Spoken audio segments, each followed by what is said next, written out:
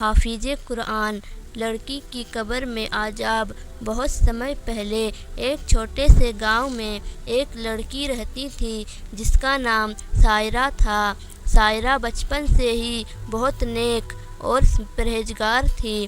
اس نے چھوٹی سی عمر میں ہی قرآن پاک کو حفظ کر لیا تھا اور لوگ اسے حافظہ کہہ کر پکارتے تھے۔ اس کا دل صاف تھا اور ہر کسی کی مدد کرنا اس کی عادت میں شامل تھا۔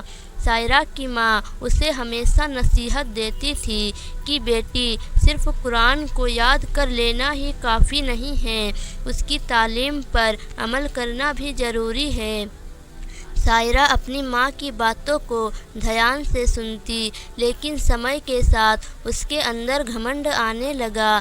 اسے لگتا تھا کہ قرآن حفظ کر لینے سے وہ سب سے بہتر ہو گئی ہے۔ سمے بیتا اور سائرہ کا انتقال ہو گیا۔ جب اسے دفنایا گیا تو لوگوں نے کہا کہ وہ حافظ قرآن تھی، اس لیے اس کی قبر روشن ہوگی اور وہ جنت میں جائے گی۔ حقیقت اس سے بہت الگ تھی۔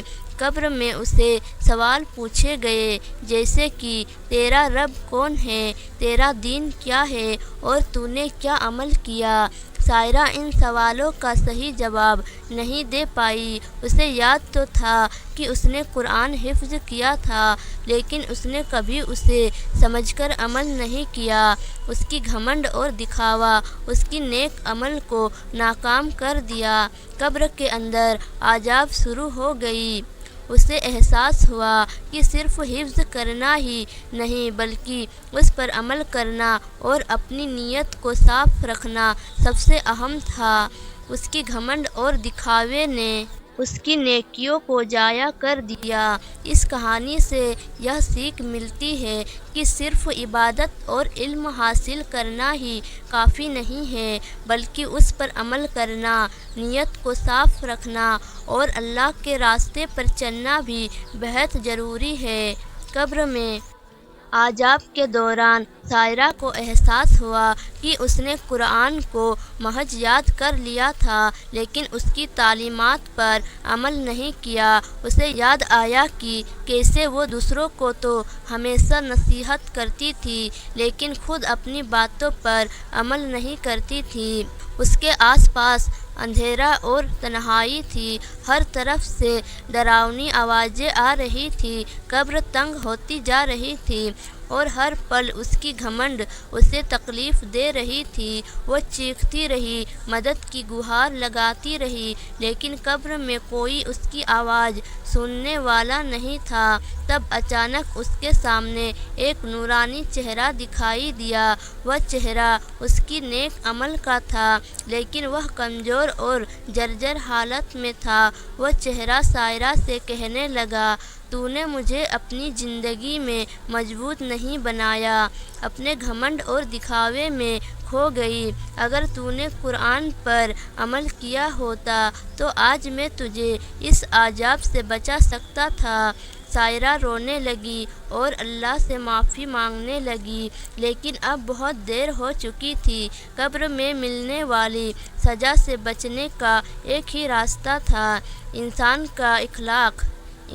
کا اخلاص اور اس کے عمل۔ سائرہ کی کہانی ان لوگوں کے لیے ایک سبق ہے جو صرف ظاہری عبادت اور علم کو ہی سب کچھ سمجھتے ہیں۔